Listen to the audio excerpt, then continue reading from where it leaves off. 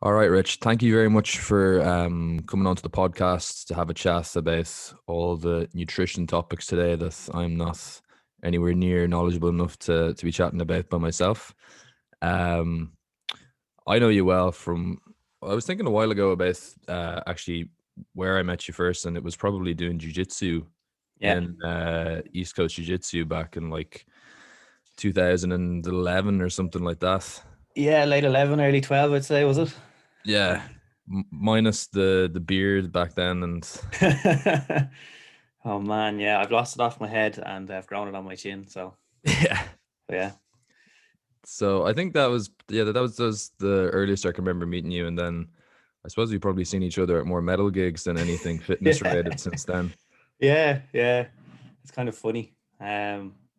I think I said that to you the other day, didn't I? It's like it'd be good to have a conversation where we're not actually like in the pit and we're like, "Do you like this song? Do you see that new album? Oh, that's awesome." Yeah, it's good to diversify the conversation sometimes. Yeah, for Um, sure.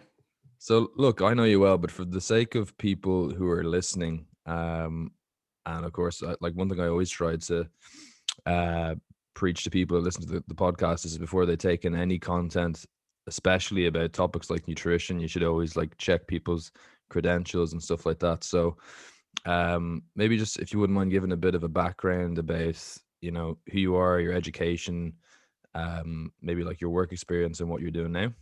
Yeah, sure. Yeah. First of all, thanks for having me on. It's a cool opportunity. So I always love getting an opportunity to chat Yeah, of course. nutrition and strength training. So thanks for that. I suppose if we start with my background, well, I suppose I'm a sports performance nutritionist, I guess. And at the same time, I'm currently an assistant lecturer in Technological University Dublin, based out in the Tala campus. Yeah.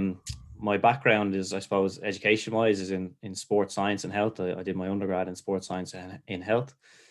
Um, and then after that, I went on and I moved to Liverpool, where I did a master's in sport nutrition in John Moores University. So I suppose alongside that, I was always kind of obviously interested in sport, and I'd played soccer for a lot of years. And as you said, I took up jujitsu, and then I got Yeah. into kind of Olympic weightlifting and kind of just more general strength training. Um, and I kind of that's what led me down to wanting to study sports science. Could I apply kind of training to improve my performance? And then I realized that there was this whole world of coaching available to me. So I was lucky enough to get kind of some shadowing opportunities with like local GAA teams, kind of doing strength sessions and circuits, and kind of other lecturers were wondering if I'd help out with kind of like more nutrition based stuff. We had a biochemistry lecturer who was a nutritionist with an inter-county team. He asked me to come along and help out. Yeah. I ended up getting an internship as like an S&C coach with a hurling team that was local enough. So I was getting kind of hands-on applied practice, which was awesome. Yeah. But I suppose what kind of led me more towards nutrition was that, like, I'm sure everyone that kind of trains knows themselves that like you can put an X amount of hours in the gym, on the track, on the pitch, etc., and you might not be seeing the adaptations or the results that you want to see.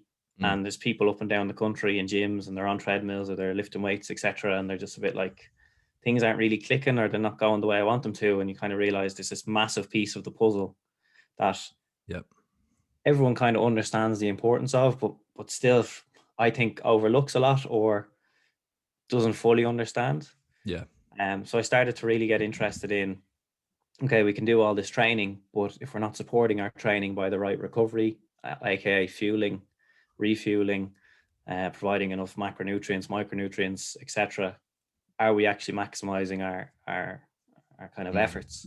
So I was more inclined to go the nutrition route, which is why I selected to do my master's in sport nutrition. So while I was over there in the UK, I got a placement. I was with London Wasps. Great.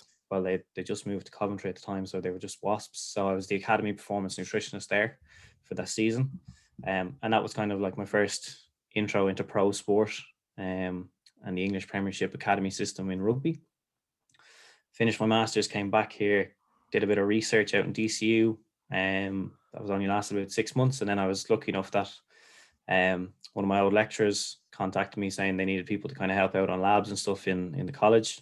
Went back in there, and they're like, we actually have nutrition modules and physiology modules that we need help with as well. Would you do those? Took on a metabolism module, which I was like, okay, cool, do this. And then it's kind of um, grown into, now I look after principles of biochemistry, functional biochemistry for sport and exercise, human nutrition, sport and exercise nutrition, and applied sport nutrition. So I kind of have the whole stream from year 2 all the way up to year 4 for biochemistry, all the way up to kind of metabolism and nutrition. Nice. And then that kind of obviously developed over the last couple of years. And then I took on a role with Munster Rugby in the end of 2017.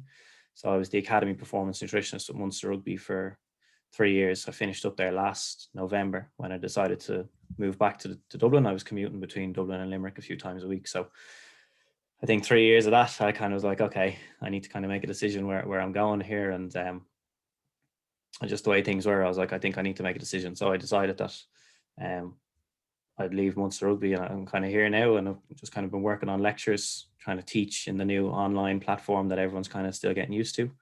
And then just working one-to-one with kind of some private clients as well, mostly in the kind of sports and performance realm. Nice one. So I think anybody listening can probably understand then why you might find it frustrating if somebody does a 2-week PT course and then starts calling themselves a fat loss specialist.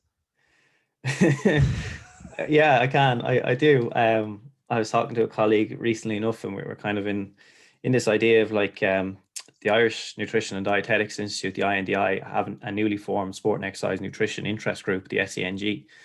Okay. And one of the things that they're kind of talking about at the moment is this idea of like, there's people out there that are marketing themselves really well, but may not Absolutely have the knowledge that some of the sport and exercise nutritionists or dietitians that the INDI have. Yeah. They might not have that same level of knowledge, but the people in the INDI may not have the marketing skills. So we're not reaching the right people. Yeah. So there's this kind of internal conversation about kind of how do you reach the right people, and how do you get onto the same platform as those people to make yourself known in terms of what you have to offer from an information standpoint, and also kind of, help improve the industry in terms of, there is a lot of nonsense out there. Some of it I think is genuine misunderstanding, and some of it is pushing something with a product in mind or an agenda possibly. So yeah, I sometimes wonder if if you can ever really get on the same level of marketing effectiveness as some of those people, because like at a certain level they're telling people what they want to hear, and it's hard to make, as you know, like long-term consistent hard work sound as good as take this skinny coffee or whatever. Yeah it is. It's one of the to go back, there's nothing sexy about it. It is, like you said, it's just quickly to go back to something you kind of touched on there about what got you into nutrition. I think you're dead right about everybody kind of knows that nutrition is important, but I sometimes think that they don't really fully grasp how important it is. And I've noticed this from working in gyms, or even just being in gyms through the years, and seeing people who actually are working very hard and might be going in to train, 4, maybe even 5 days a week, and you'll see them a year later and they're still looking the exact same, doing the exact same things. And with people that I've coached, I've noticed that tends to be the major missing link that people have, because on the flip side of that, I've seen people go in 2 or 3 days a week, do some really on the surface level stupid looking stuff, but they train kind of hard and then put loads of effort into their recovery and nutrition, and they get results. So to me, like that really proved to me just how important nutrition was, and improving my nutrition about 2 or 3 years ago helped me break through a big plateau that I'd made in my training. So one of the first things I wanted to get into with you was, so the main kind of audience that I speak to on this podcast would be people who are maybe just starting to get into lifting, or might have been doing it for a little while and kind of are beginning to discover this world of evidence-based information. What would be kind of the main things that you would try to get somebody to focus on nutrition-wise if they're just getting into starting strength training? As in 5x5 starting strength, macro beams left, right, and center. I love it. I know you're going to go straight to gallon of milk a day. And that works every time, but maybe we could go a little bit deeper than that. Do your fives and drink your milk. Yeah. Yeah, cool. I used to be reluctant to start here, but it kind of makes the most sense to actually start with looking at kind of, if the way I kind of frame things is this kind of hierarchy of importance of what are the key things that are important and what magnitude they're going to have on Yeah. on the outcomes. So there's a really nice pyramid that was put together by like Eric Helms and Andy Morgan a couple of years ago that kind of dictate this. And at the base of the pyramid is energy balance. So it kind of comes back to how many calories you're eating and how many calories you're burning off, which again doesn't sell and is boring. But the reality is we all burn a certain amount of calories per day, and we'll burn more if we're more active, less if we're less active. And that can be individualized based on your body size, your height, your weight, your lean mass, even your fat mass and things like that. So getting some kind of understanding on how many calories you need is probably a good place to start. And there's multiple ways of doing it. You could obviously book a test and get tested in a lab if you really wanted to go that far, but there's a number of different predictive equations that are out there. What I would say with respect to those is that they're just estimates. So you could get a calorie calculator and it, say, for example, tells you need 2,800 calories a day.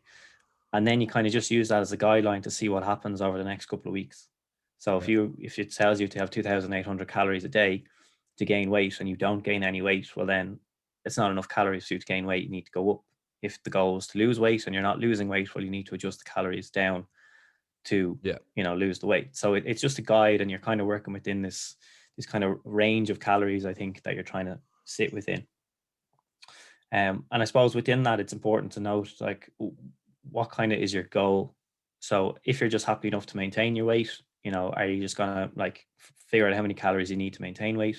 Yeah. Is your goal to build as much muscle as possible, whereby you might need a slight calorie surplus, meaning taking in more calories than you're burning it off? Or is your goal to actually lose a bit of body fat while building muscle mass, which could look at, taking some calories away, so you're in a calorie deficit?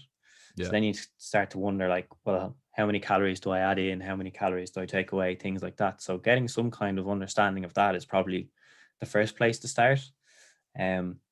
Because what I think happens is people go away and they like kind of look at the best macronutrient split, or how many grams of protein they need, or how many carbs they need. Yeah. And they kind of overlook what that all has to fit within a confine of how much energy you're kind of meant to have or take in, or on a 24-hour period, I guess, or maybe a 7-day period if you want to look at it that way. So that would probably be the first place I'd recommend. And when you think about, making up your energy balance, where do your calories come from? Well, they're going to come from your macronutrients. So then you can start looking at, well, how much protein should I take in? How many carbs should I take in? How much fat do I need? Mm-hmm. And all those kind of things, I would say. After that, then I suppose if you've got people that are really looking to maximize how much muscle they're growing, let's say they're a new trainee, you could be looking at saying, estimating your calorie requirements and then adding maybe 10 to 20% on top of that to put them in a bit of a surplus. Yeah. If they're a really new trainee, they can probably get away with a more like a greater surplus. So you seem to get away with more calories if you're kind of novice and new to training. Okay. If you're more further down the line, you've been training a while, you seem to put on a bit more fat mass if you go too aggressive with your calorie surplus. So you're probably looking at yeah, I think we all have. At one point, you're just like, really, 400 extra calories is really like so, the leader of Muju isn't going pure anabolic. But interesting, like calorie surplus, even without resistance training, is what they say anabolic. You will store those excess nutrients, but making sure that you're doing some sort of resistance training, if you want to call it that, or strength training or hypertrophy training. Yeah. And getting enough protein, you can bias that towards lean tissue or skeletal muscle mass. Yeah. To a point. There's a couple of things I want to go back to there. So I'm a big fan of Eric Helms, and I suppose one thing I'd remind people listening about, and I assume you'd agree with this as well, is that I think that one thing he always talks about is that, you have the pyramid, but in many ways you could put another base level underneath that whole pyramid, which is your adherence to any kind of nutritional plan that you're going to follow. Sustainability and adherence. Yeah, 100%. Yeah. So I suppose people should be aware that, like there's lots of different diets that can work, but there's no point in picking one that you're not going to stick to for at least a few months or whatever it's going to take for you to get to your goal. Would you agree with that?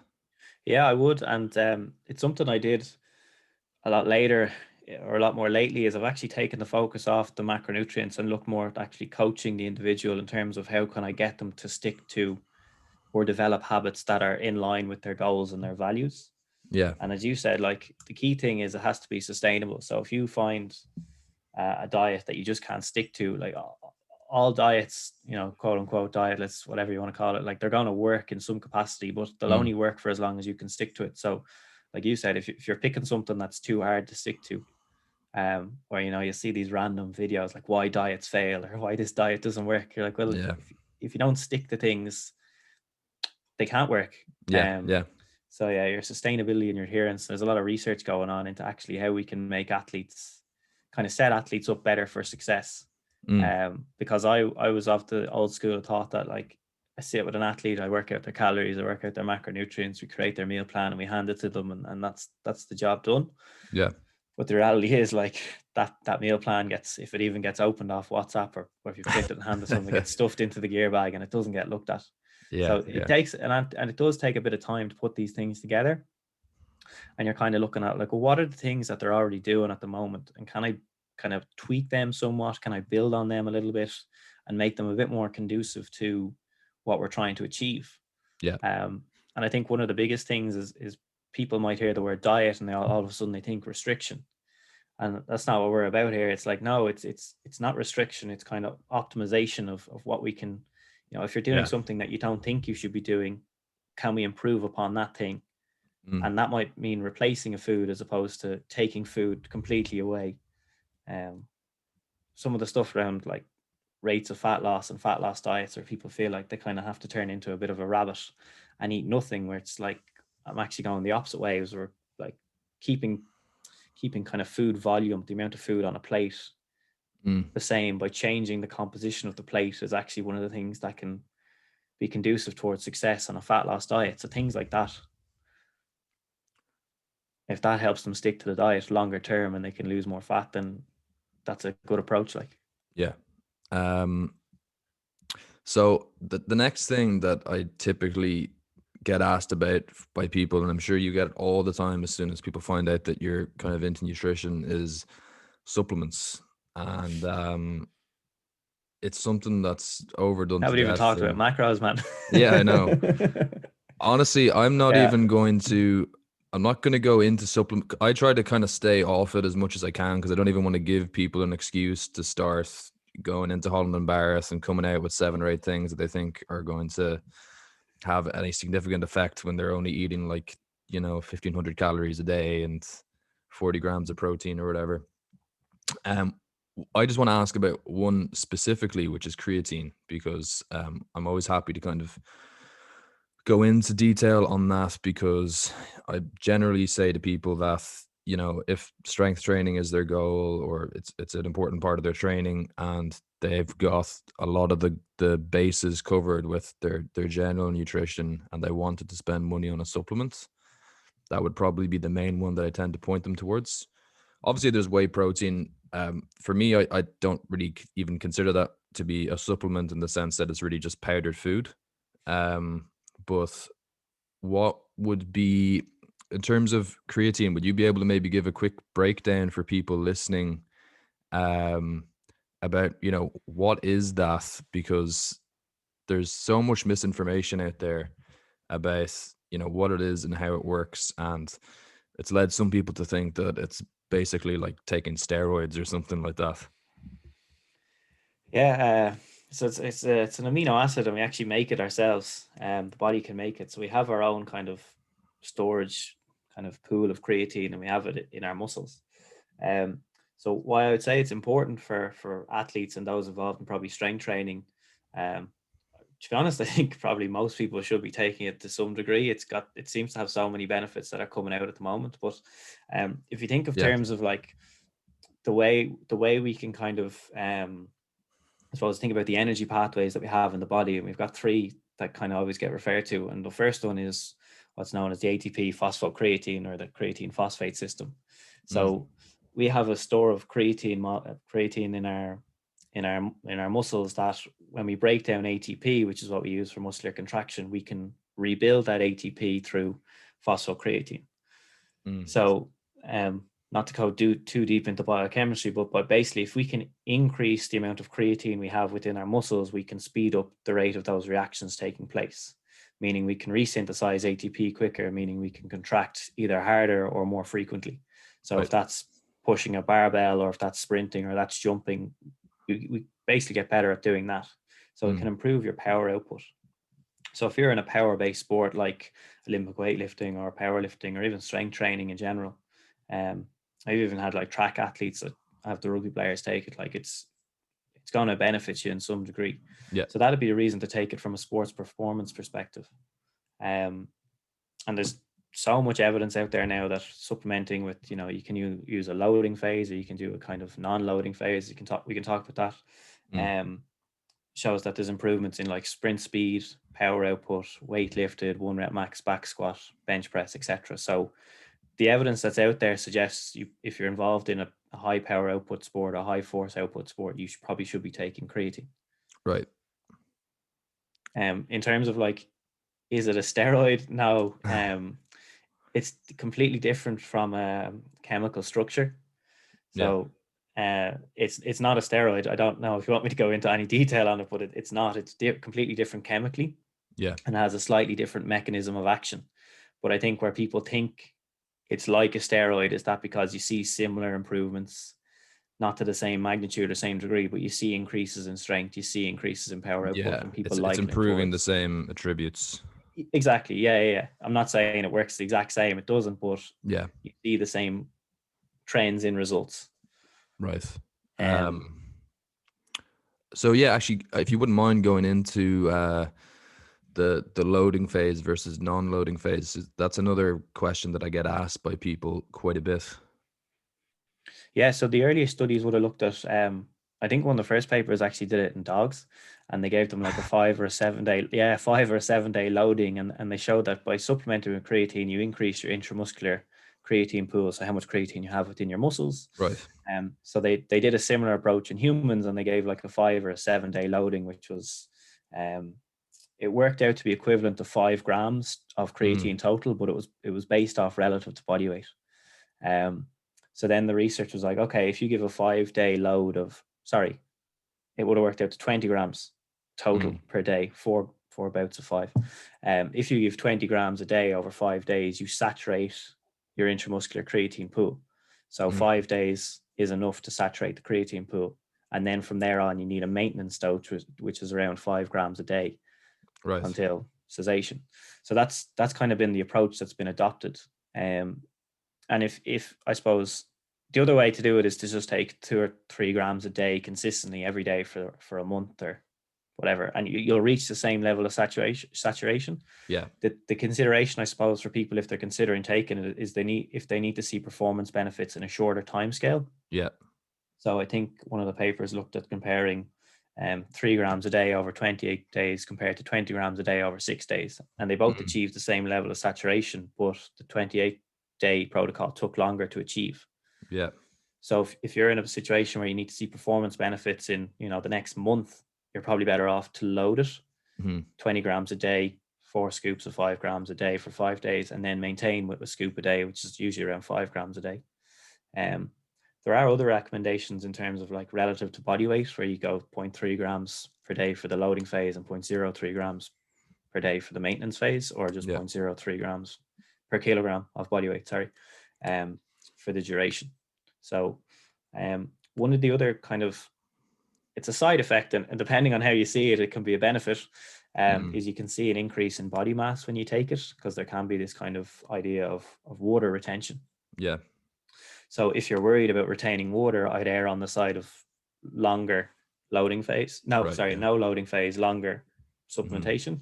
If you don't really care about your body weight, then crack on, load up. Yeah. Maybe another thing that people should be conscious of as well is that Thankfully, it's never happened to me with creatine before, but I know that some people can experience GI distress, Yeah, some digestive issues. So I'm assuming that if you take that more aggressive first approach, you're going to be more likely to encounter that. potentially. And I think a lot of that comes from people that try and, like, if they split 20 grams into, say, two 10-gram doses, Hmm. that seems to be more likely to manifest in digestive issues. So if you keep the individual dosing less than, say, 10 grams, I'd say keep it closer to 5 grams, I think you're less likely to see those digestive issues.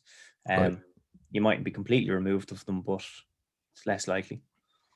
Um, and obviously, you know, like with any supplements that you take, there's going to be people who respond more favorably than others. So I guess if we were taking like a practical example, maybe some people would go from being able to do a weight for, I don't know, 5 reps and then be able to get 8 reps with it. And some people might only get an increase of 1 rep. That's just a very crude, like practical example to make it simple for people. Do you think that's down more to like how much creatine they naturally store within their body? So in other words, if you don't already have similar creatine stores to what you have when you saturate it then with supplementation, then you get a bigger performance effect. So if someone that starts from a lower baseline and saturates up, Yeah. whereas someone has a higher baseline reaches Do you think saturation, yeah, exactly? Yeah. Do you think that would explain the difference in responses to it? it could potentially, yeah. I Yeah, don't know I'm enough not about that familiar on yeah. research on that specifically. I haven't looked into that specifically. It could well be. Yeah, That's one to make a note of, and I'll have to get into the papers again and have a look. yeah, I might take a look myself. As it sparks my curiosity now. Um, okay, so that's creatine kind of covered. I'm assuming sort of that and whey protein would be kind of the main things that you would recommend for anybody who was going to use supplements for strength training. Anything else? Um, there's probably one more I would. It would probably depend on the type of training they're doing. But before, I probably have to say this as well. Like, supplements are great in that they offer a convenience. Yeah. But in the absence of all the things we're talking about, like energy balance, macronutrient intake, they're like the cherry on top of a cake. And if you haven't even baked your cake, that's just a mess, and no one wants to eat that. So, Yeah. the other thing I have to be mindful of, if you're an athlete that's in a tested pool, it's really important that you get your supplements from a batch tested Sure. place. And the way to do that is just check if there's an Informed Sport logo on it. Because, I think somewhere in the region of 40, maybe 50% of supplements that have been tested have found to have contaminants in them. Right. So you could potentially have an adverse analytical finding on a test in a competition if you've taken a supplement that hasn't been tested and cleared of contaminants. Right. So another issue that I face as a nutritionist is to make sure that any supplements we recommend have to have a rational use, meaning that, one, is it available in food? If it is, then kind of give the food first. If it's not really available in a food, is there justification for providing it? So, like, are they at risk of deficiency? Do we need to bring them up to, say, like a baseline level? Mm. And then, is there a batch tested version or a batch tested product of that available? Because if we can't get it where it's been tested and shown that it's free from contaminants, then not only is the athlete at risk of failing a test or having an adverse analytical finding, like, I'm liable, or the nutritionist is also liable, in that we probably didn't do our due diligence to check Yeah. what they were putting in their body was, as clean as it could have been. Important point that I think gets overlooked. So I would just be Absolutely. mindful of any and even still, like you mentioned, like, no disrespect to Holland and Barrett, they probably don't have a whole pile of batch tested products. So, you need to be Or things that are backed work. by any kind of evidence whatsoever. Yeah, facts. Yeah. The other thing is, like, being batch tested literally just means it's clear from contaminants. It doesn't actually mean it works. So Right. there can be supplement companies that have a supplement that has no real evidence behind it, but they get it batch tested and they sell it based on, this is batch tested, so it's safe for athletes. Mm. The other thing is that you might see when you log on to a website, they're like, oh, we have an Informed Sport range. That might just be like one or two products that they get batch tested, and not the entire range that they offer. So it's important to be mindful of that as well, even if you are logging on. But I do think more and more companies have this kind of elite portals and athlete portals that have batch tested only supplements. So the ones I have and do recommend, like you said, whey protein. And the reason Yeah. why I would classify whey protein as a supplement is because it's processed and it's kind of, I know it is an extension of a food product, but again, Yeah. it's processed in a way that it could be in a lab where there could be contaminants. Yeah. Fair. So we need to treat it that it could be contaminated, and therefore we need to get a batch tested. And Yeah. that's for any supplement that comes in a tub. Um, so creatine for strength athletes or power output or field-based sports, anyone that's involved in kind of high power, high force output. One of the ones I've been interested in lately is beta alanine. Yes, yeah. I've heard there's some different research and different findings on that. Yeah, so it seems to probably work in slightly longer sets, shall we say. So if you're a power lifter and you're doing kind of mostly sets of 3, Right. 5, maybe not. But if you're going more towards kind of that kind of 10, 15, maybe even 20 reps, like cardio type sets, you might say. Elite endurance athletes. Yeah, when you're starting to get that kind of that buildup of kind of what people typically call that buildup of lactic acid. There's actually a buildup of hydrogen ions, which can potentially lower the pH of the muscle, and carnosine can be a hydrogen buffer to help pull hydrogen out of the muscle and restore the pH, so contractions can still take place.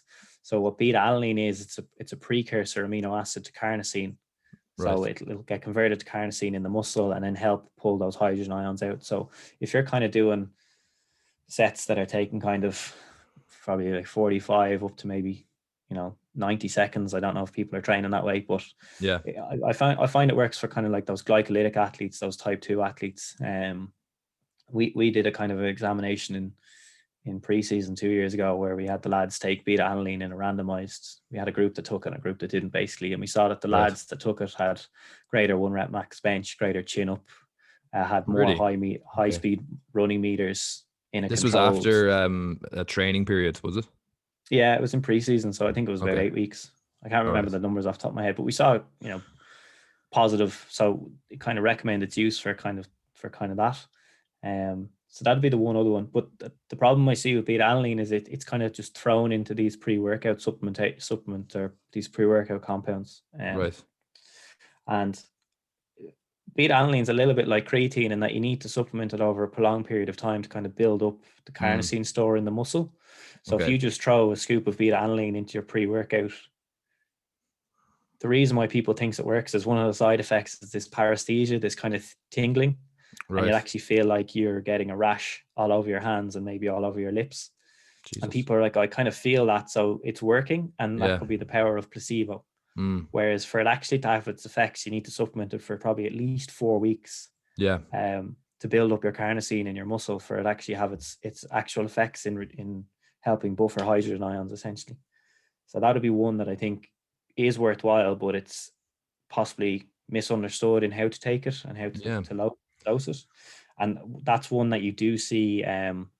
You can see GI distress if you load too much at once. And the main side effect is that kind of paresthesia, that tingling feeling. So I think if you're to take I think you're to take 4 grams a day, but you're recommended to split that into 4 1-gram doses. And ideally take it with food so you can lessen the effects of that kind of tingling feeling. So it's more likely to help with sets where the limiting factor is not so much your ability to produce force, but maybe more like the buildup of metabolites and waste products in your muscle, which I suppose as a byproduct does affect your ability to produce force, but it's that burning sensation you get towards a set of 15 or 20. Exactly. That's the one, yeah. Cool. I'll definitely look into that more. I wasn't aware there was more positive research coming through on that. So it's really creatine, whey protein, and beta alanine. If that they're doing a certain type of training, that would benefit potentially. Yeah. And then caffeine would be another main one. But yeah, I think most of us are taking that just as a byproduct of everyday life. Yeah, but there is positive, like if you're looking at a kind of supplemental dose, it's between, I think, 3 and 6 milligrams per kilogram is the recommended dose. So if you're an 80 kilo athlete, that's 240 milligrams. That's probably about 2 coffees, is it? 2 strong coffees. And does that change if you're already taking that in every day anyway? Do you have to supplement beyond that to get a performance effect? It's interesting. There was data that came out, or research that came out to see that there was kind of like a habituation effect, whereas like Right. people that drink 3 or 4 cups of coffee a day don't seem to have an additive effect of supplementing in like pre-match or pre-competition caffeine. But I think for the most part, that's kind of been dispelled a little bit, and that it does Really, still have an impact. Yeah. it's interesting because you hear about certain athletes, saying that they're not going to drink any coffee within, a few weeks of a competition or something like that, and then Yeah. maybe take, caffeine in pill form on the day or something. Yeah. Well, you can resensitize a little bit. I think around 4 days would be enough. So if you're, let's say you're competing, when competitions, if they are allowed, go ahead again. If you're competing on a Saturday, you might decide that you're going to taper your coffee intake down and kind of stop drinking coffee on the Monday or the Tuesday, so Yeah. that when you do take the caffeine again on the Saturday, it could come in handy. One of the couple of interesting things on caffeine actually is that we found that with that, because the lads have such high body mass, the recommended dose of 3 to 6 milligrams could end up with the player possibly taking in 550 milligrams of caffeine, which in one go is a big hit. Mm. And we've actually seen that with some of the bigger lads, they wouldn't even go near a super, like what we call a high dose, 5 milligrams per kilo, because they're like, no, I'll just explode. Yeah. So we've actually seen a kind of a tapering off, let's say, of caffeine's effectiveness, where kind of middle of the road doses for larger body mass athletes, because of the actual absolute amount of caffeine, could still be beneficial. Yeah. And another really interesting concept is this idea of a split dose of caffeine. So taking some caffeine, say, before your competition, and some caffeine the middle of the way through the competition, maybe to kind of get a double hit. Right. Because of maybe caffeine's effects wear off after a couple of hours and things like that. So that'd be another area that'd be cool to research, if there's actually a positive of kind of a double dose. Yeah. Yeah. It's interesting, the different levels of sensitivity that people have. I know that I can't have more than about 3 coffees without getting that horrible jittery feeling. My dad can drink a cappuccino in bed, like reading a book before he goes to sleep, and he is absolutely fine. And it's interesting because there's a few people in his family, like his brothers, that are the same.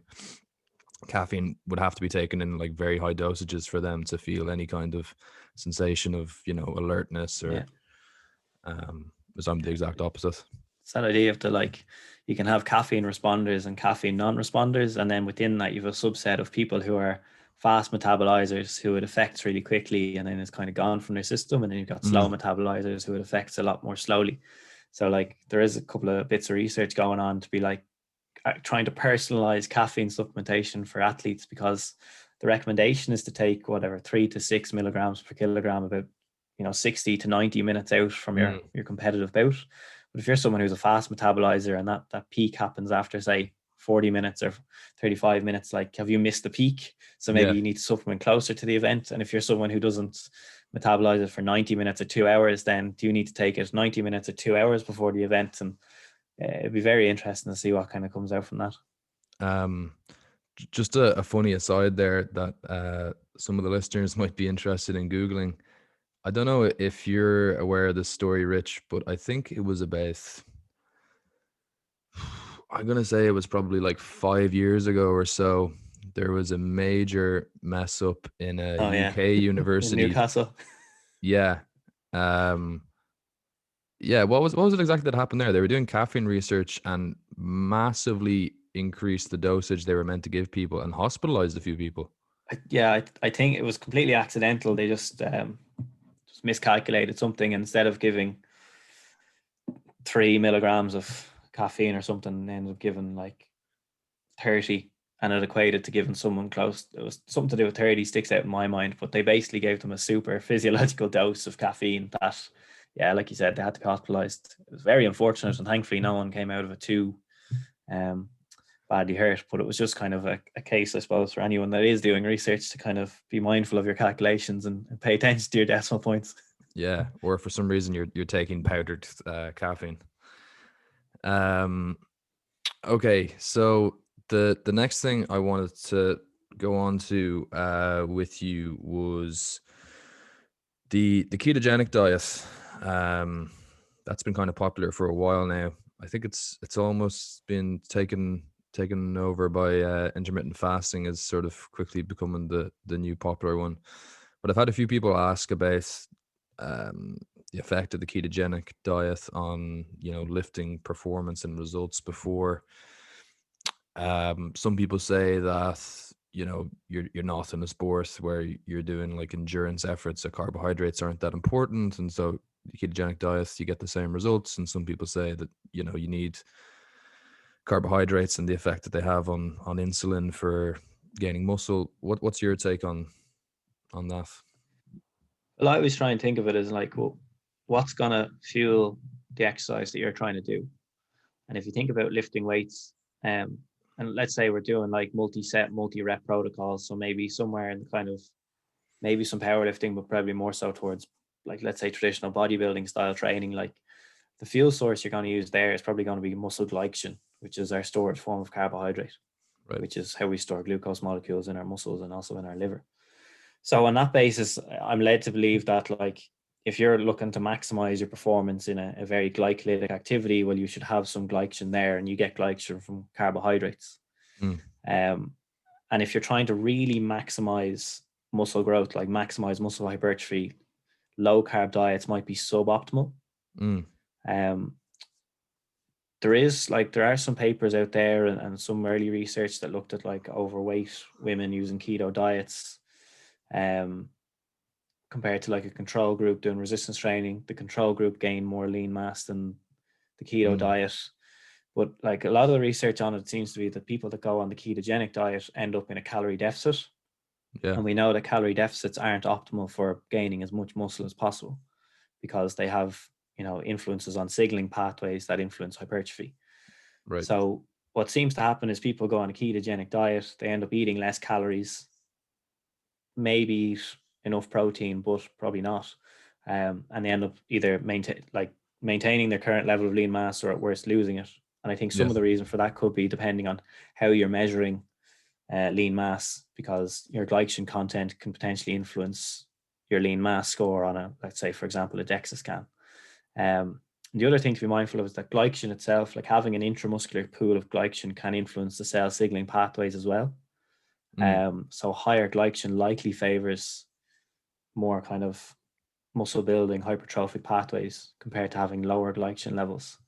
But again, it comes back to that point we made earlier. Like if ketogenic diet is something you feel you can stick to and you're seeing results that you want to stick to, who am I to kind of argue with that?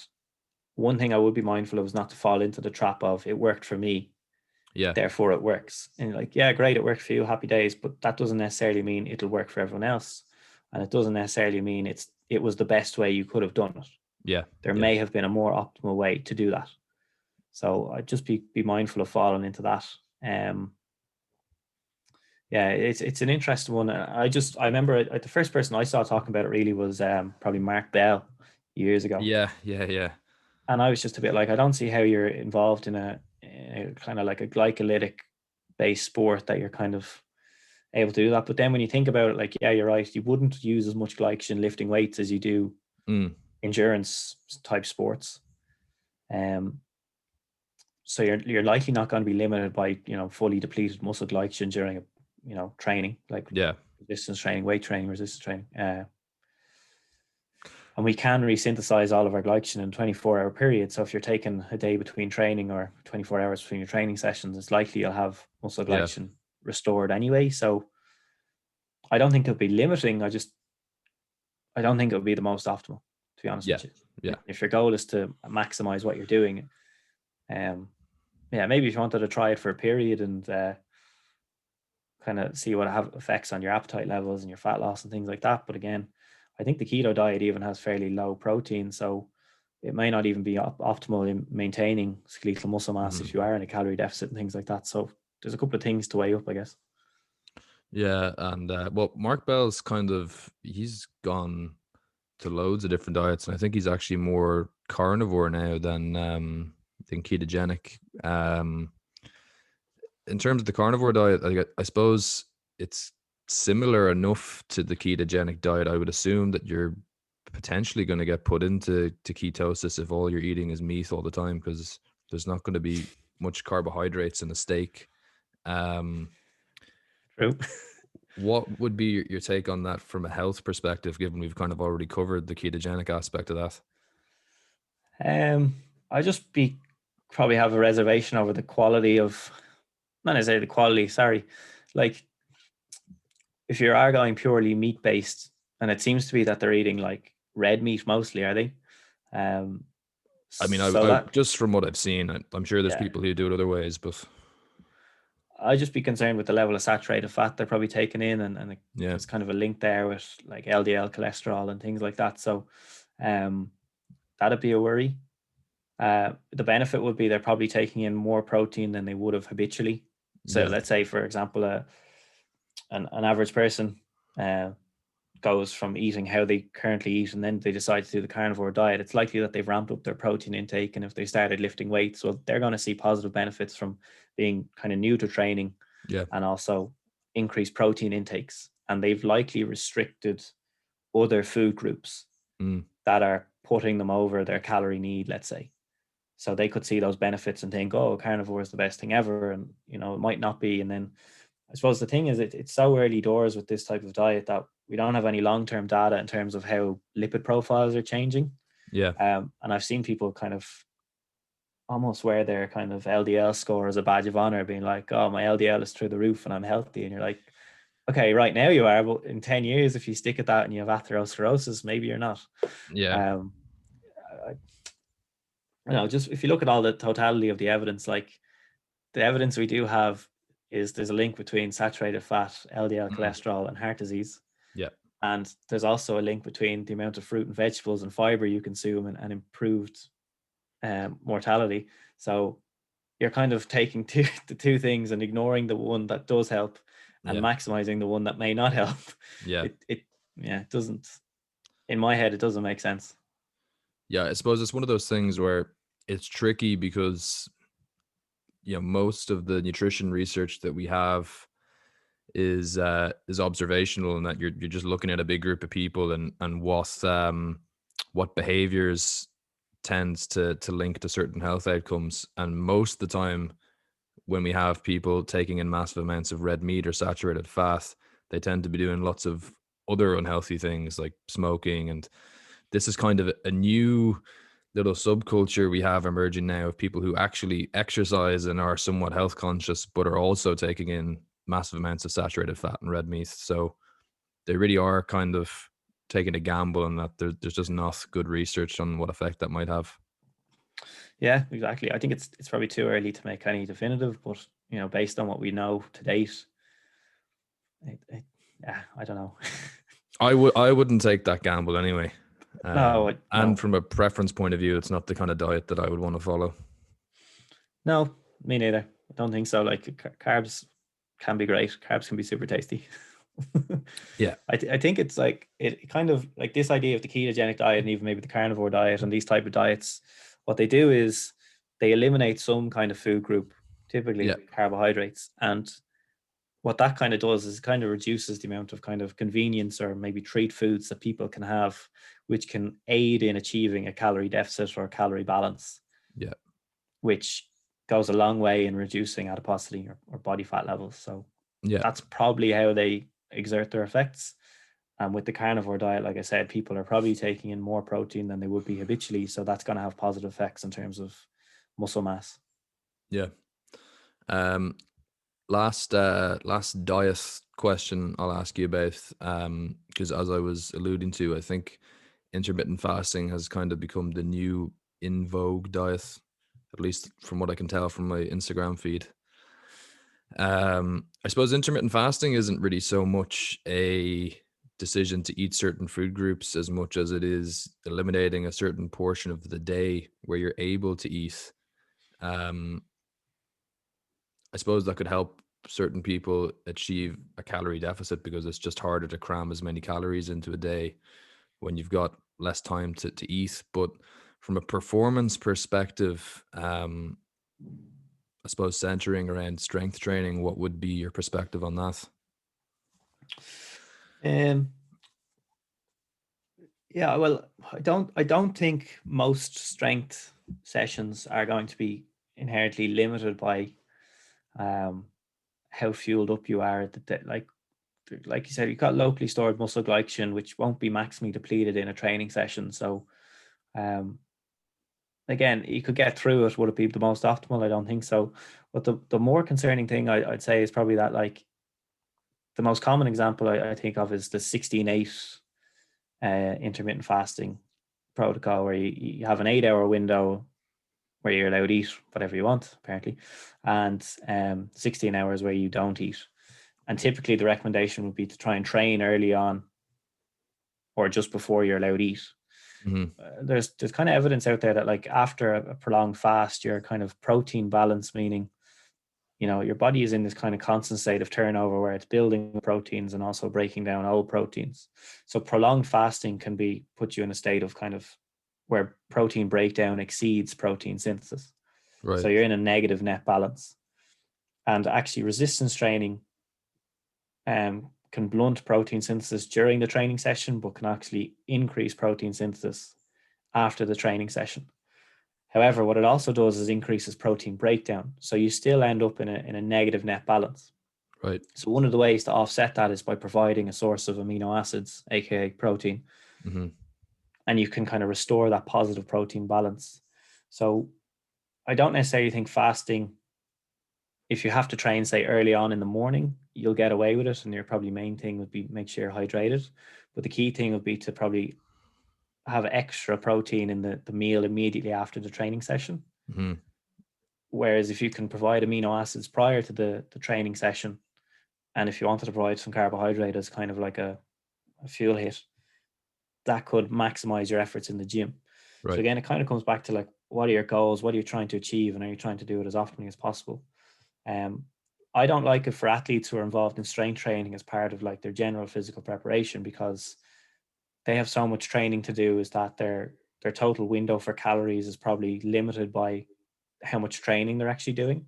Yeah. So I wouldn't want to limit that window even further, especially if you've got someone who's, you know, training 2 or 3 times a day and trying to put on size, and you're asking them to get in 4,500 calories, and they really only have 3 opportunities to do that if you restrict their eating window. So I don't really like it from that perspective. If you're kind of an interested trainee, general population, or you're thinking of progressing more towards competitive lifting, weightlifting, powerlifting, strength training, etc., and you have a routine where you get up first thing, you train, and then you have to go to college or work or whatever it is, I think your best bet is just get into the gym hydrated and make sure you replace the kind of with additional amino acids afterwards. Yeah. Through, like, you know, instead of having your 20 or 25 grams of protein, maybe you want to go double that, like 40 or 50 grams, just to offset the fact that you didn't have any amino acids in the pre-workout window.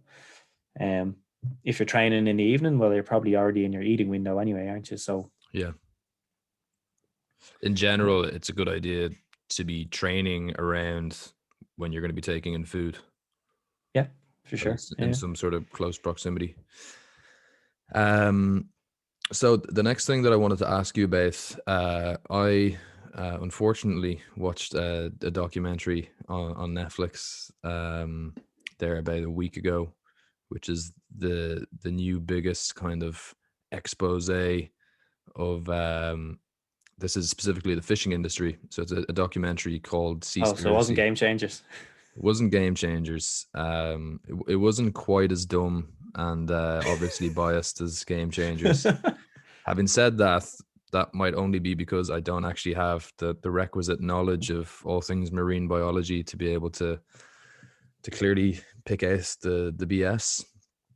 So I'm only going to focus on some of the nutrition claims in the documentary, which admittedly were actually pretty brief, but also didn't provide any real evidence from what I could see around them. So the documentary is really focusing on fish consumption or what effect that has on the environment. But, you know, they go into this point about we're putting all of these plastics, which break down into microplastics, into the sea, and also metals, and that fish are taking this in through things that they eat or the water or whatever. And so then the assumption that's being made is that there are microplastics and toxic heavy metals like mercury in fish. And if you eat fish, you're taking that in, and that's going to have adverse effects on your health. what would your take on that be? I haven't seen the documentary, so I don't know what claims they're making. Um, I don't know enough about kind of mercury levels and microplastics and things like that. I probably need to talk to maybe a food scientist or a environmental safety Mm. person or a kind of an eco-toxicologist, I guess. My very kind of top down, like bird's eye view level is that at the moment there isn't sufficient evidence to suggest any of those microplastics or heavy metals, things like that, are impacting human health. But again, I'm not in that space, so Mm. I can't give an informed answer, I'm afraid. It is it's a very interesting topic. It's definitely one worth kind of considering, especially for like, if fish is a good source of nutrition for humans. If we Mm. are harming our own intakes, that could be potentially detrimental. But like, I don't know enough to really comment to give that the kind of informed opinion, I'm afraid. Apologies. Well, no, that's 100% fair and admirable. I suppose there is some amount of research showing that fish intake can be associated with good health. So we do have research showing that it can be a positive anyway. Yeah, Um, definitely. Yeah, 100%. It's a great source of obviously protein and omega-3 fatty acids, which are kind of essential in the diet. So um, I would be reluctant to completely cut out fish based off one documentary. yeah, If that's what they're kind of suggesting, I don't know. It's kind of like I mentioned the game changers earlier, and anyone that might have like you said, and I probably said the same, is like we're kind of in the health and fitness and nutrition sphere, so we could kind of pick up on the claims they were making. That was a bit like, hang on, what did you say? Nah, yeah, hang on. And I'd probably have the same feeling if I maybe was a marine biologist or an ecotoxicologist watching that on Netflix. I'd probably know that. I hopefully would know that, and I just don't think Netflix is your place to go for no, educational content. Um, it's hard to make nuance and as you say, like maybe that is the honest answer if we were to ask someone who actually does have the expertise in that area, would say, we honestly don't know. There's no evidence to suggest one way or the other, and that wouldn't sound great in a trailer for a Netflix documentary. A scientist sitting there and saying, well, we don't really know what effect fish has on our health.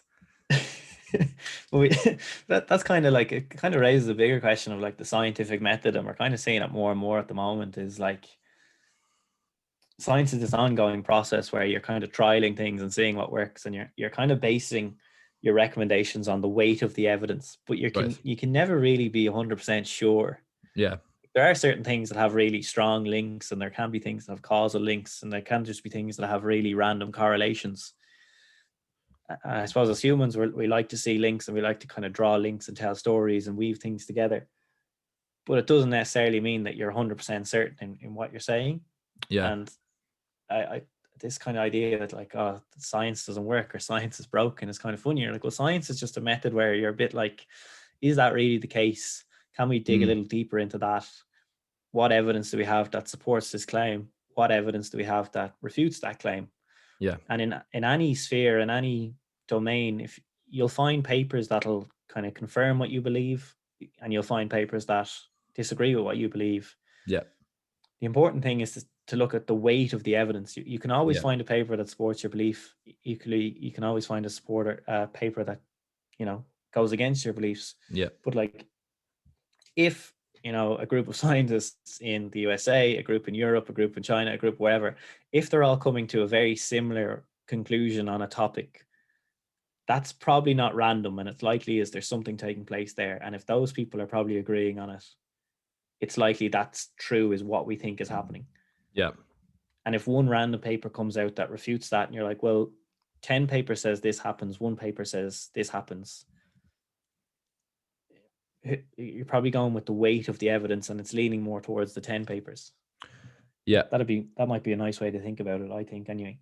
I think there's a fundamental misunderstanding, like in society at large, about, like as you say, what science is and how science works. And I think the big differentiation is that, science isn't about finding the truth, because I don't know if you can ever be 100% sure about anything, especially in something as complex as the biological system, as the It's human really body assuring, and really nutrition. assuring, isn't it?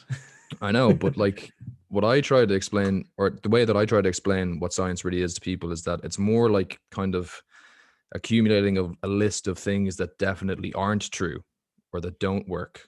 And that the bigger that list gets, the closer you can get to making an informed decision about what's likely to be true.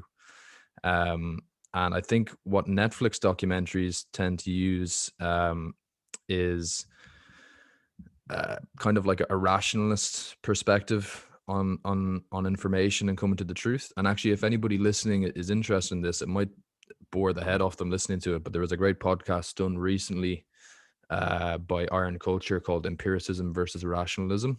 What do we really know? I just looked it up there because I'd forgotten the name. Especially if you're a coach listening to this, I think that that's like a must listen, because it kind of it digs into like how it is that we actually decide whether or not we truly understand things. And empiricism is mostly data driven, like you say, and you look at the weight of the evidence and how likely it is for something to be true based on how many studies have been done, the quality of those studies, and then come into a decision based on that. Rationalism is more kind of, if A is B, then this must mean C.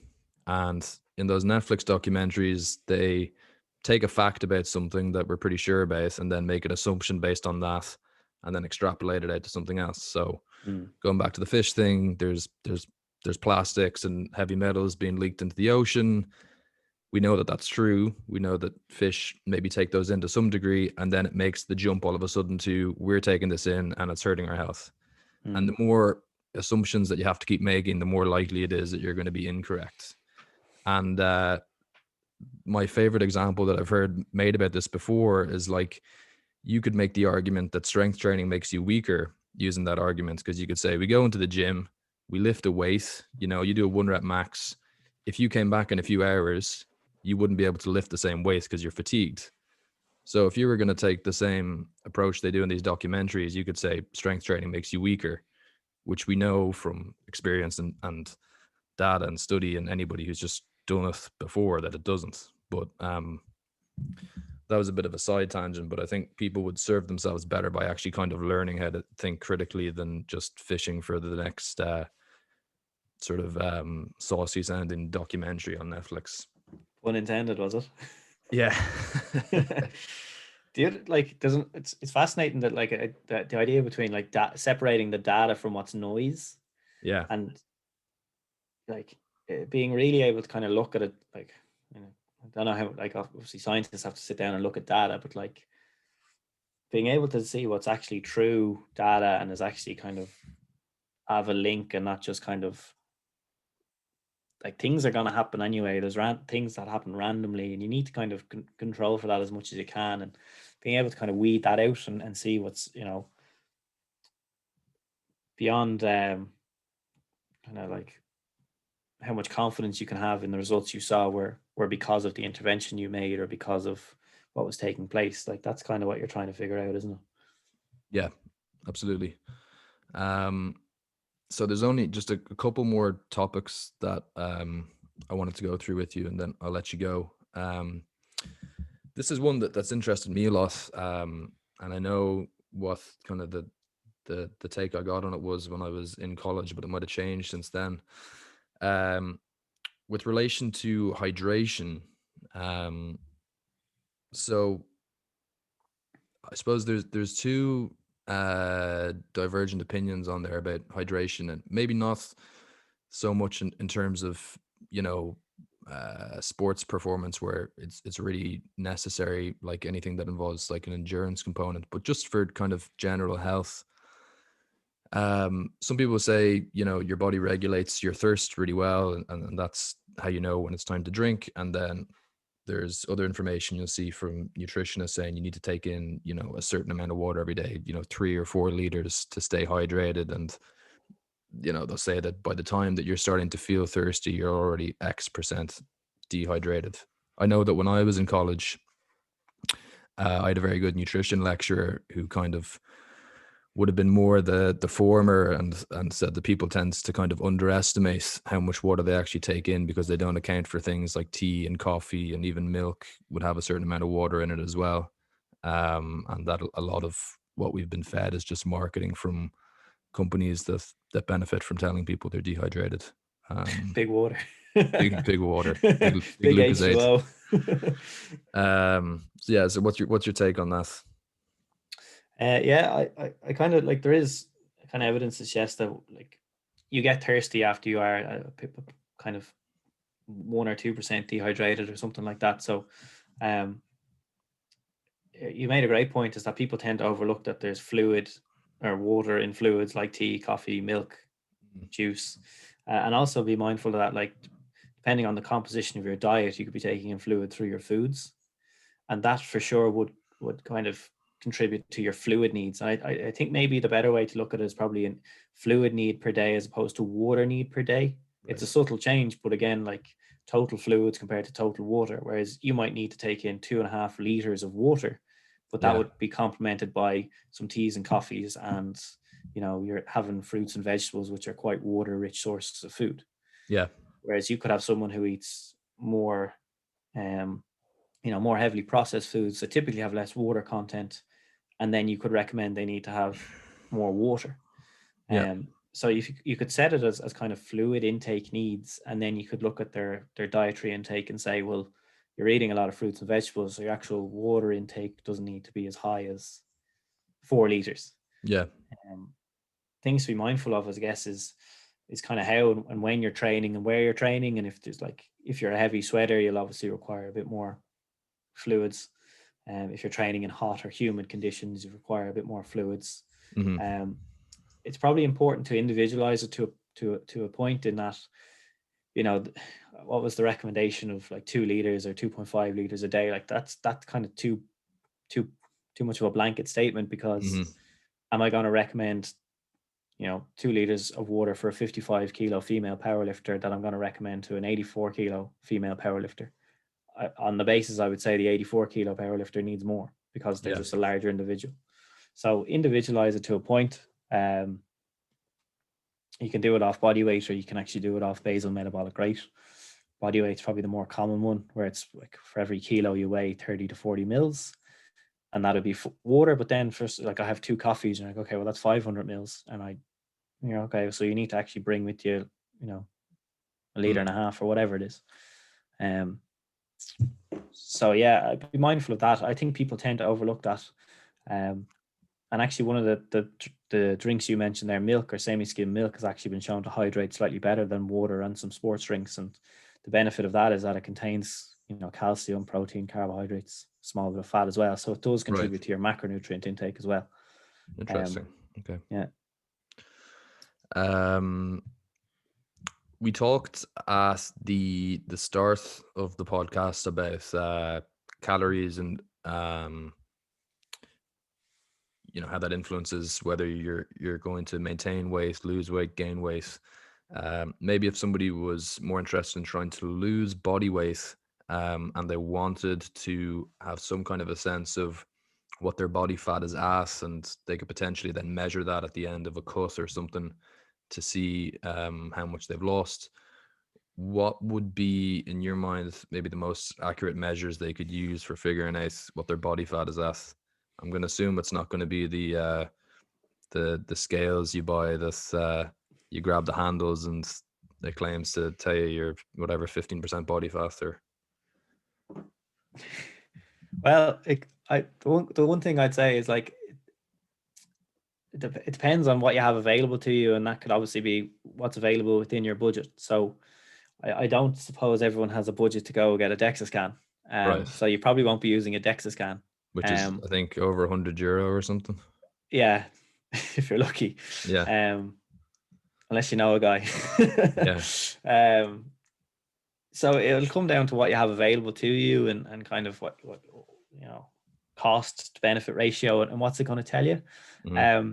The important thing, I suppose, to realize is that there's no kind of accepted standard or no kind of best measure for body fat percentage in athletes. So, and your ideal body composition really kind of depends on your sport, the discipline you're in, and most importantly, probably the individual who's kind of having the assessment done. Excuse me. I would recommend people pick their preferred method or the most accessible method to them. And if that is a scale they stand on, so be it. The one thing to be mindful is that all measures of body composition have some error associated with them. Yeah. Some have less error than others. But again, usually the less error, the more expensive. Right. I'm a skin fold caliper person. I've been skin fold calipering for 7-8 years at this point. I'm fairly confident that my error is quite low. So what you're trying to do, I guess. How many sites would you tend to use? 8. 8, okay. Yeah, I follow the Isaac, international standard for the advancement of kin anthropometry, Isaac. So I'm Isaac level 1 qualified. I've done that course probably 3 times at this stage. And I actually teach that course on the nutrition module in the university. So okay, nice one. That's good. That's something I wish we would have had in my degree to come out with, Awesome. Hopefully I'm impacting in the future. So yeah. Yeah, I suppose the key thing is that, like, with every test, if you take any test, there's going to be an error of measurement associated with it. So you might get a value, say, let's take skin folds. I do your skin folds and I come out with 60 millimeters. I don't usually recommend converting to body fat percentage from calipers. Discrepancies with equations and all kinds of things and populations, but I usually just report sum of 8 in total millimeters. So let's say 60 millimeters. Well, if I take that and I understand that there's a range of error associated with that, well, that could actually be between 63 millimeters and 57 millimeters.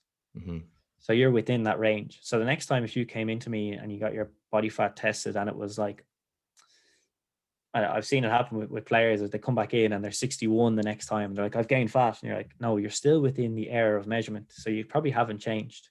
Right. They come back in and they're, say, 67 and you're like, okay, you're outside the error of measurement. So it's likely a true change in your body fat. Right. And equally then, if they've lost, say, they're down to 55 or 54 millimeters, you're outside the range. So that's likely a true change in your body fat. Yeah. And this can be applied to, like, those scales you mentioned, the Tanita scales, bioelectrical impedance analysis, DEXA scans, a whole host of other ways of assessing body composition and body fat. The problem is, I suppose, with the Tanita scales and those bioelectrical impedance analysis is their range or error is quite large. So if you had a test that has an error of measurement of 10%, like, that's a big shift either way. So you don't really know if you're actually outside of the range of error to be a true change. And they're also open to influence from things like hydration status, because your lean tissue probably carries a lot more water than your fat mass. Yeah. So by increasing the amount of water, or hydrating yourself, you can make it look like you've got more lean mass than you might have. And subsequently, if someone comes in and they've trained and they haven't rehydrated, it looks like they've lost lean mass. And they're like, I've been training for 8 weeks, I've been lifting 4 or 5 times a week, and I've lost lean mass. You're like, you could be just dehydrated, or you're glycogen depleted or something like that. So the thing is, pick the one that you can access, that you're happy to do, understand its limitations, and try and get an idea of its range of error. And when you do the test, make sure that you repeat the test in the same conditions each time. So if you do it fasted first thing in the morning on day 1, if you come back in 6 or 8 weeks for your follow-up test, do it first thing in the morning fasted, probably on the same day, to just kind of minimize all the biological variations and technical error variations and measurement variations and things like that. So that'd be the kind of major thing. And kind of keep an idea of ranges. So, like, if you measured, say, if you did one of those things and you were 18% body fat, and you came back the next time and it said you're like 18.1 or 18.2, it's like you haven't gained 2% body fat. You're still within the range of error. Yeah. So if you do it, a couple of weeks and it's down to 14, then you're like, okay, well, you likely have lost body fat. Yeah. And I kind of removed the number being the thing of importance and more so the trend. Yeah. So if it moves down by 2 mils, each test over 8 tests, that's moved down by 16 mils. That's a good trend. So it's likely, you're losing body fat. If it's trending up, it's trending up. You're gaining body fat. You're kind of, I think you're kind of splitting hairs as to, like, well, did I gain half a kilo? Or is it really going to matter? I Yeah. suppose, at the end of the day. So Yeah, I think people sometimes get caught up on how accurate it's going to be. And for me, the most important thing is that it's reliable and that it's going to actually be able to detect a change. That's why for me, with clients, I tend to just get them to use the scales, because I know that if they're at least somewhat maintaining their strength in the gym and lifting regularly, taking in, good protein and getting good nutrition and sleep, and they're losing body weight, and then they can compare that to, maybe photos or something, it's going to be very unlikely that they're losing any significant amount of muscle mass as long as they're doing it at a steady rate.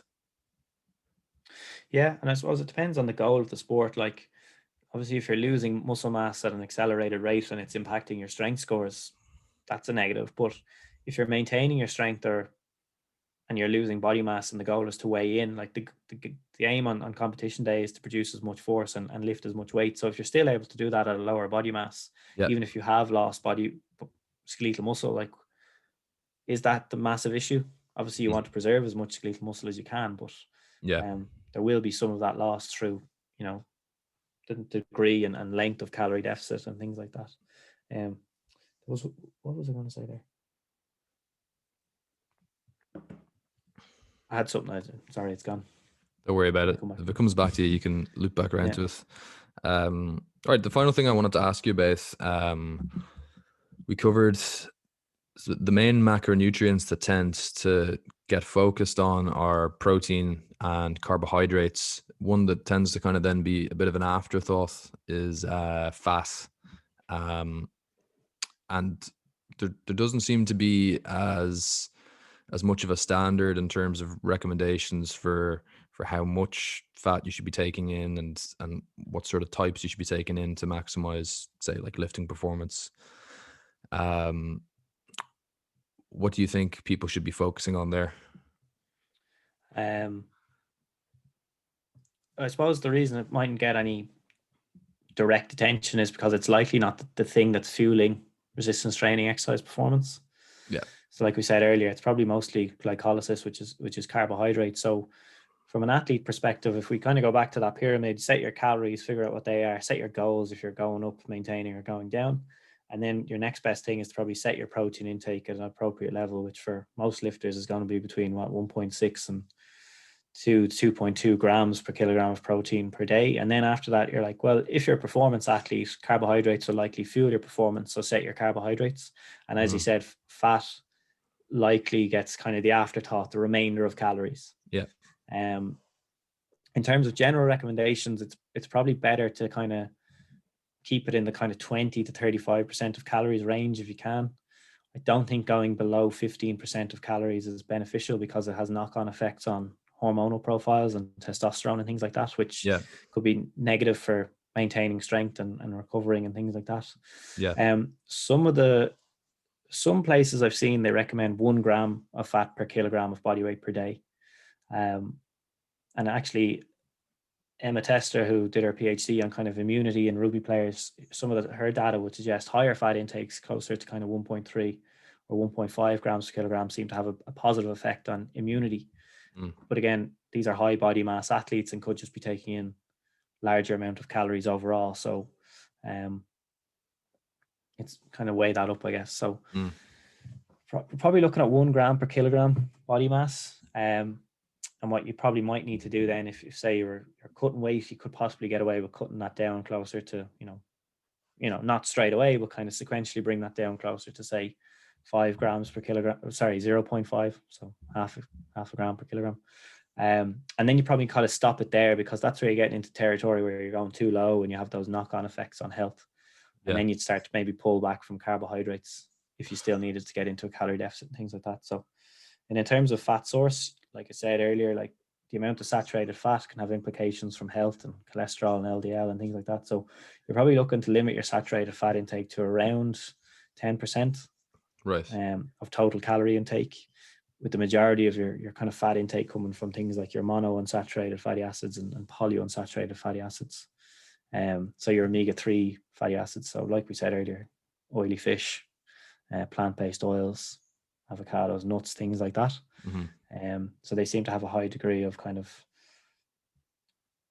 kind of cell membrane plasticity or fluidity. So they make membranes kind of more fluid and things can pass through membranes better and cells function a bit better. So they're kind of the guidelines I've seen. So in a nutshell, for strength athletes, figure out your calories, protein 1.6 to 2.2 grams per kilos, carbs probably around 3 grams per kilogram at a minimum. And then if you're a performance athlete that has additional training sessions to do, then build up towards 5, 6, 7, depending on what other sports and activities you're doing.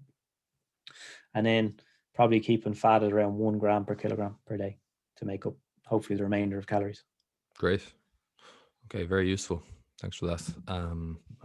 Okay, well, look, we've been going a while. I won't keep you any longer. I'm sure there's loads of useful and actionable information that people can use there to up their nutrition game. Hopefully.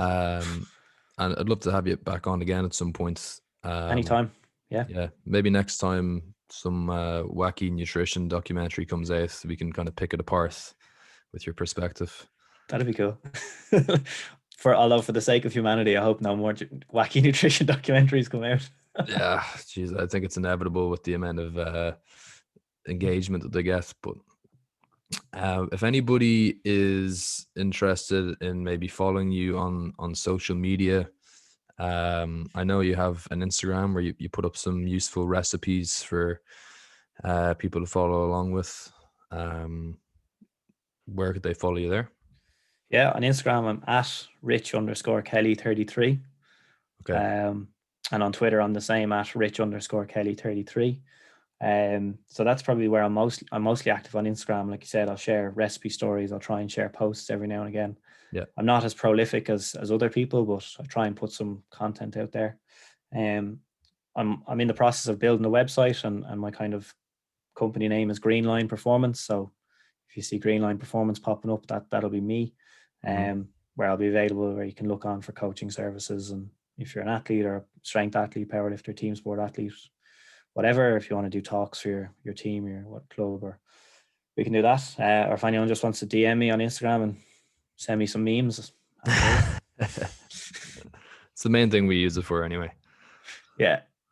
Powerlifting memes and massonomics. Top quality. Quality content. Awesome. Great. All right. Thanks for that, man. No problem. Thanks for having me. I'll be in contact soon. Take it easy. Have a good one. Cheers.